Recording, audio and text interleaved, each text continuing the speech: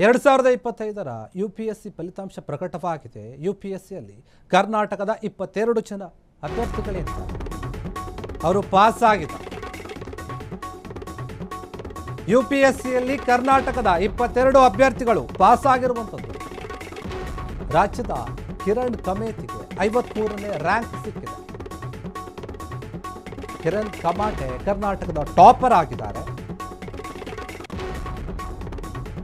2025ನೇ ಸಾಲಿನ UPSC ನಾಗರಿಕ ಸೇವಾ ಪರೀಕ್ಷೆ ಏನಿದೆ ಅದರ ಫಲಿತಾಂಶ ಬಂದಿದೆ. ಅದರಲ್ಲಿ ಕಿರಣ್ ಕಮೇತಿ ಮೊದಲ ಬೆಳಗಾವಿಯವರು, ಅದು ಮೂಲತಃ ಬೆಳಗಾವಿಯವರಾಗಿರ್ತಾರೆ, ಅವರು ಕರ್ನಾಟಕದವರಾಗಿರ್ತಾರೆ. ಒಂದು ಹೆಮ್ಮೆ. ಅನುಜ್ ಅಗ್ನಿಹೋತ್ರಿ ದೇಶಕ್ಕೆ ಫಸ್ಟ್ ರ್ಯಾಂಕ್ ಬಂದಿದ್ದಾರೆ. 2025ರ ಆಗಸ್ಟ್ ತಿಂಗಳಲ್ಲಿ ನಡೆದಿದ್ದಂತಹ ನಾಗರಿಕ ಸೇವೆಗಳ ಪರೀಕ್ಷೆ ಏನಿದೆ ಅದರ ಫಲಿತಾಂಶ ಬಂದಿದೆ, ಹೊರಬಿದ್ದಿರುವಂಥದ್ದು. ಅದರಲ್ಲಿ ಮುಖ್ಯವಾಗಿ ಗಮನಿಸುವುದಾದರೆ 22 ಅಭ್ಯರ್ಥಿಗಳೇನಿದ್ದಾರೆ ಅವರು ಕನ್ನಡದವರೇ.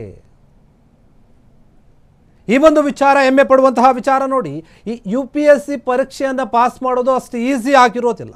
ವರ್ಷಾನುಗಟ್ಟಲೆ ವಿದ್ಯಾಭ್ಯಾಸವನ್ನು ಮಾಡಿರ್ತಾರೆ, ಅದಕ್ಕೋಸ್ಕರ ತಯಾರಿಯನ್ನು ಮಾಡಿರ್ತಾರೆ. ಇನ್ನೂ ಅಷ್ಟೇ ಅಲ್ಲ, ಅನೇಕರಿಗೆ ಇದು ಒಂದು ಕನಸಾಗಿರುತ್ತೆ ಅವರ ಜೀವನದಲ್ಲಿ UPSCಯನ್ನು ಪಾಸ್ ಮಾಡೋದು. KPSC UPSC ಏನು ಎರಡೆರಡು ಎಕ್ಸಾಮ್ಗಳೇನಿದೆ ಇದು ದೇಶದಲ್ಲಿ ಉನ್ನತ ಮಟ್ಟದ ಹುದ್ದೆಗಳನ್ನು ನೀಡೋಕ್ಕೆ ಬರೆಯುವಂಥ ಎಕ್ಸಾಮು. IAS ಅಧಿಕಾರಿಗಳು, IPS ಅಧಿಕಾರಿಗಳು ಇಲ್ಲಿಂದಲೇ ಬರ್ತಾರೆ. ಎಷ್ಟೋ ವರ್ಷಗಳ ಕನಸು ನನಸಾದರೆ ಆ ಖುಷಿನೇ ಬೇರೆ ಇರುತ್ತೆ. 2025ರಲ್ಲಿ ಬರೆದಂತಹ ಎಕ್ಸಾಮ್ ಏನಿದೆ UPSC ಇದು, ಅದರ ಫಲಿತಾಂಶ ಪ್ರಕಟವಾಗಿದೆ. ಕರ್ನಾಟಕದ 22 ಅಭ್ಯರ್ಥಿಗಳು ಪಾಸ್ ಆಗಿದ್ದಾರೆ. ಇದು ಕರ್ನಾಟಕವೇ ಹೆಮ್ಮೆ ಪಡುವಂತಹ ವಿಚಾರ. ಯಾಕಂದರೆ UPSC ಪರೀಕ್ಷೆಯನ್ನು ಪಾಸ್ ಮಾಡ್ತೀವಿ ಅನ್ನೋದಾದರೆ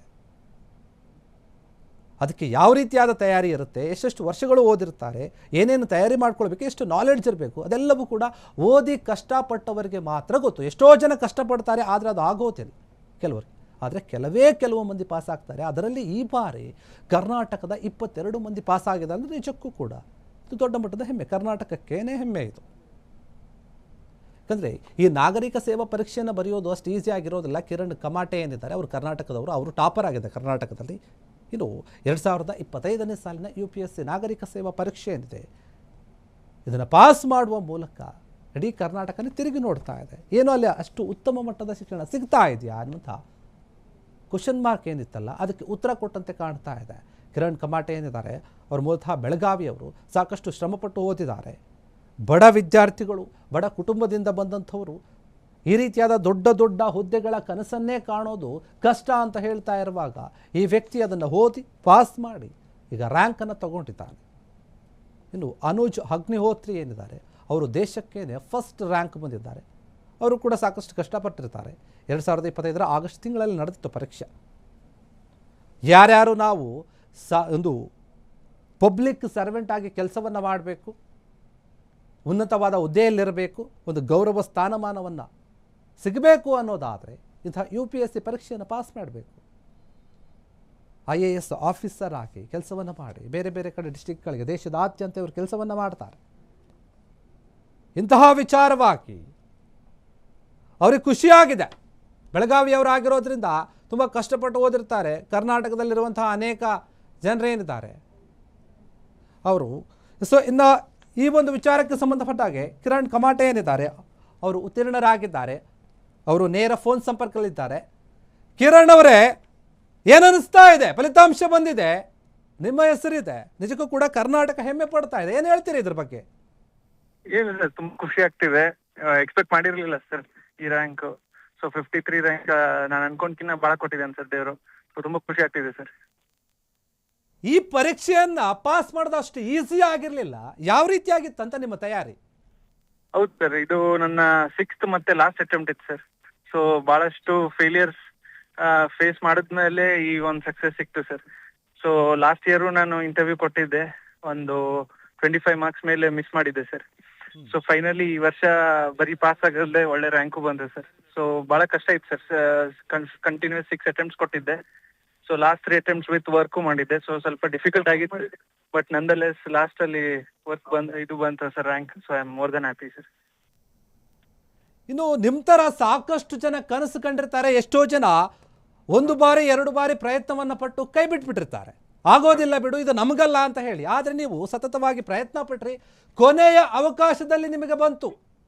ಹೌದು ಸರ್. ದೊಡ್ಡ ಮಟ್ಟದ ಖುಷಿ. ನಿಮ್ಮ ಕುಟುಂಬದವರೆಲ್ಲ ಏನು ಹೇಳ್ತಾ ಇದ್ದಾರೆ?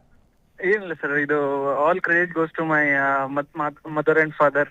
ಅಮ್ಮ ಅಪ್ಪ, ನನ್ನ ವೈಫ್ ಲೋಚನಾ, ಅತ್ತೆ ಮಾವ, ನನ್ನ ಅಕ್ಕ Keerthi, so and all my friends, colleagues, ಎಲ್ಲರಿಗೂ ಕ್ರೆಡಿಟ್ ಕೊಡ್ತೀನಿ.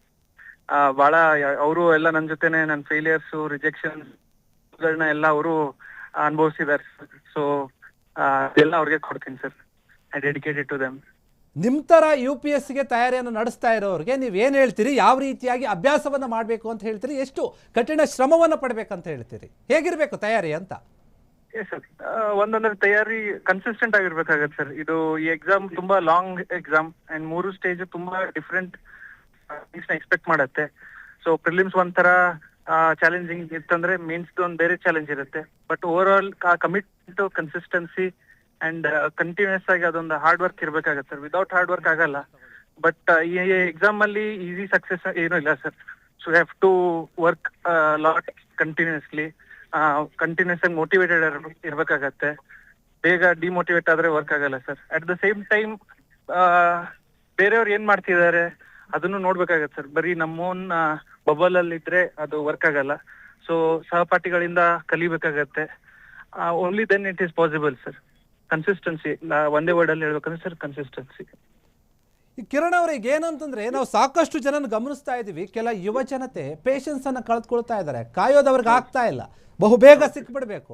ಎಲ್ಲೋ ಒಂದ್ ಕಡೆ ಅವ್ರಿಗೆ ಅನ್ಕೊಂಡಿದ್ದು ಆಗಿಲ್ಲ ಅಂತಂದ್ರೆ ಪ್ರಾಣವನ್ನು ಕಳೆದುಕೊಳ್ಳೋದು, ಆತ್ಮಹತ್ಯೆಯನ್ನು ಮಾಡ್ಕೊಳ್ಳೋದು ಕೂಡ ನೋಡ್ತಾ ಇದ್ದೀವಿ. ಎಷ್ಟೋ ಜನ SSLC PUC ಪರೀಕ್ಷೆನೇ ಪಾಸ್ ಆಗಿಲ್ಲ ಅಂತ ಹೇಳಿ ಹತಾಶೆಗೊಂಡು ಸಾವನ್ನಪ್ತಾ ಇದ್ದಾರೆ, ಆತ್ಮಹತ್ಯೆಯನ್ನು ಮಾಡ್ಕೊಳ್ತಾ ಇದ್ದಾರೆ. ಆದ್ರೆ ನೀವು ಸತತವಾಗಿ ಅಟೆಂಪ್ಟ್ಗಳನ್ನು ಮಾಡ್ತೀರಿ, ಫೇಲ್ಯೂರ್ ಅನ್ನ ಕಾಣ್ತೀರಿ, ಕೊನೆಯ ಹಂತದಲ್ಲಿ ನೀವು ಜಯಶಾಲಿ ಆಗ್ತೀರಿ. ನೋಡಿ, ಈ ಒಂದು ಪರೀಕ್ಷೆಗಳನ್ನು ನಾವು ಎದುರಿಸ್ತಾ ಇದ್ದೀವಿ ಅಂತ ಆದರೆ ಒಬ್ಬ ವಿದ್ಯಾರ್ಥಿಗೆ ಅಥವಾ ಅಭ್ಯರ್ಥಿಗೆ ಮಾನಸಿಕವಾಗಿ, ದೈಹಿಕವಾಗಿ ತುಂಬಾ ಸ್ಟ್ರಾಂಗ್ ಆಗಿರ್ಬೇಕಾಗತ್ತೆ. ಏನ್ ಹೇಳ್ತೀರಾ ಇದ್ರ ಬಗ್ಗೆ?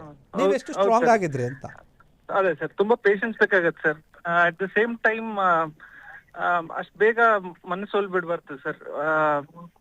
ಆಮೇಲೆ ಒಂದ್ ಬ್ಯಾಕಪ್ ಅಂತ ಇಟ್ಕೋಬೇಕು ಸರ್. ಫಸ್ಟ್ ಅಟೆಂಪ್ಟ್ ಆಗ್ಲಿಲ್ಲ ಅಂದ್ರೆ ಬೈ ದ ಟೈಮ್ ಥರ್ಡ್ ಬರೋ ಅಷ್ಟ್ರಾಗ ಏನೋ ಒಂದು ಬ್ಯಾಕಪ್ ಇಟ್ಕೋಬೇಕು. ಏನೋ ಒಂದು ಪಾರ್ಟ್ ಟೈಮ್ ಜಾಬ್ ಆದ್ರೂ ಮಾಡ್ಕೋಬೇಕು, ಅಥವಾ ಏನೋ ಒಂದು ಅಡಿಷನಲ್ ಡಿಗ್ರಿ ಮಾಡ್ಕೋಬೇಕು. ಸೊ ಅವಾಗ ಸ್ವಲ್ಪ ಪ್ರೆಷರ್ ರಿಲೀವ್ ಆಗುತ್ತೆ. ಅಂಡ್ ಎಲ್ಸ್ ಏನಾಗತ್ತೆ, ಟೂ ಮಚ್ ಬರ್ಡನ್ ಆಗತ್ತೆ ಸರ್. ಫೈನಾನ್ಷಿಯಲಿನೂ ತುಂಬಾ ಬರ್ಡನ್ ಆಗತ್ತೆ, ಬೇರೆ ಕಡೆಯಿಂದ ಎಕ್ಸ್ಪೆಕ್ಟೇಷನ್ಸ್ ಇರುತ್ತೆ. ಆಮೇಲೆ ಎಲ್ಲೋ ಹಿಂದುಳಿತೀವಿ ಅಂತ ಒಂದು ಪ್ರೆಷರ್ ಬೀಳುತ್ತೆ. It is very natural. ಹಾಗಂತ ನೀವ್ ಹೇಳ್ದಂಗೆ ಸೂಸೈಡ್ ಇವೆಲ್ಲ ಸ್ವಲ್ಪ ಎಕ್ಸ್ಟ್ರೀಮ್ ಸ್ಟೆಪ್ಸ್, ಇವೆಲ್ಲ ಮಾಡ್ಕೋಬಾರ್ದು ಸರ್. ಸೊ ನಂದು ಸಜೆಷನ್ ಇಷ್ಟೇ ಸರ್, 1 2 to 3 ಅಟೆಂಪ್ಟ್ಸ್ ಆದ್ಮೇಲೆ you should go for some backups. ಆ ಬ್ಯಾಕಪ್ ಪಾರ್ಟ್ ಟೈಮ್ ಜಾಬ್ ಇರ್ಲಿ ಅಥವಾ ಅದರ್ ಬೇರೆ ಎಕ್ಸಾಮ್ಸ್ ಆಗ್ಲಿ, ಅದನ್ನ ಕ್ಲಿಯರ್ ಮಾಡ್ಕೊಂಡು ವಿತ್ ಜಾಬ್ ಮಾಡೋದು ಒಳ್ಳೇದು ಸರ್. ಅವಾಗ ಬೇರೆ ಕಾನ್ಫಿಡೆನ್ಸ್ ಇರುತ್ತೆ ಸರ್. ಸೊ ಅದು ಡೆಫಿನೆಟ್ಲಿ ಹೆಲ್ಪ್ ಮಾಡುತ್ತೆ. ಎಸ್, ಥ್ಯಾಂಕ್ ಯು ಕಿರಣ್ ಅವರೇ, ತಮ್ಮೆಲ್ಲ ಮಾಹಿತಿ. Thank you sir, thank you so much. Thank you. ಕೊನೆಯ ಅಟೆಂಪ್ಟ್ ಅಲ್ಲಿ ಇದನ್ನ ಸಾಧಿಸಿದ್ದೀನಿ, ಅನೇಕ ಬಾರಿ ಪ್ರಯತ್ನವನ್ನು ಪಟ್ಟಿದ್ದೀನಿ, ಫೇಲ್ಯೂರ್ ಅನ್ನು ಕೂಡ ನೋಡಿದ್ದೀನಿ. ಆದರೆ ಕೆಲವರು ಏನು ನಾವು ನೋಡ್ತಾ ಇರ್ತೀವಿ, ಗಮನಿಸ್ತಾ ಇರ್ತೀವಿ, ಸಾಕಷ್ಟು ಪರೀಕ್ಷೆಗಳನ್ನು ಪಡಿತಾ ಇರ್ತಾರೆ. ಈ ಬರೀ UPSC ಅಂತ ಅಲ್ಲ, ಕಾಂಪಿಟೇಟಿವ್ ಎಕ್ಸಾಮ್ಗಳಿಗೆ ಕೂಡ ತಯಾರು ಮಾಡ್ಕೊಳ್ತಿರೋರು ಹತಾಶೆಗೊಂಡು ಬೇಡ ಅಂತ ಬಿಟ್ಬಿಡ್ತಾರೆ. ಆದರೆ ಇವರು ಆ ರೀತಿಯಾಗಿ ಮಾಡಲಿಲ್ಲ, ಸತತ ಪ್ರಯತ್ನಗಳ ಮೂಲಕ ಈಗ ಜಯ ಸಾಧಿಸಿದ್ದಾರೆ, ಅನೇಕ ಜನರಿಗೆ ಮಾದರಿಯಾಗಿ ನಿಂತಿದ್ದಾರೆ. ಕಿರಣ್ ಅವ್ರನ್ನ ನಾನು ಮಾತಾಡಿಸ್ತಾ ಕೇಳ್ತಾ ಇದ್ದೆ, ನಿಮ್ಮ ತಯಾರಿ ಹೇಗಿತ್ತು, ಹೇಗೆ ಓದ್ತಾ ಇದ್ರಿ, ಏನೆಲ್ಲ ಕಷ್ಟ ಇತ್ತು, ಅದೆಲ್ಲವನ್ನು ಹೇಳಿದರು. ಒಂದು ಸ್ವಲ್ಪ ಸ್ಪಷ್ಟವಾಗಿಯೇ ಹೇಳಿದರು.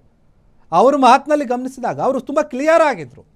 ಓಕೆ, ಈ ಬಾರಿ ನಾನು ಪಾಸ್ ಮಾಡೋಕ್ಕಾಗಿಲ್ಲ, ಮುಂದಿನ ಸಾಲ ಬರಿತೀನಿ, ಇನ್ನೊಂದು ಸಾಲೂ ನಮ್ಮ ಕೈಲಿ ಆಗಲಿಲ್ಲ, ಇನ್ನೊಂದು ಸಾಲ ಕೂಡ ನಾನು ಟ್ರೈ ಮಾಡ್ತೀನಿ, ಅದೇ ಮೈಂಡ್ಸೆಟ್ಟನ್ನು ಇಟ್ಕೊಂಡಿದ್ರೆ ಹೊರತು ಅವರು ಅದರಿಂದ ವಾಪಸ್ ಬರಲಿಲ್ಲ.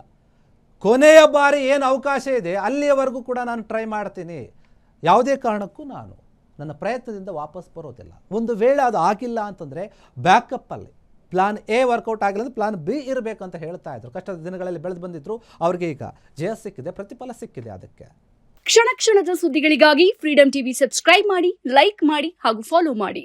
ಹೊಸ ಸುದ್ದಿಗಳ ನೋಟಿಫಿಕೇಶನ್ಗಾಗಿ ಬೆಲ್ ಐಕಾನ್ ಮೇಲೆ ಕ್ಲಿಕ್ ಮಾಡಿ.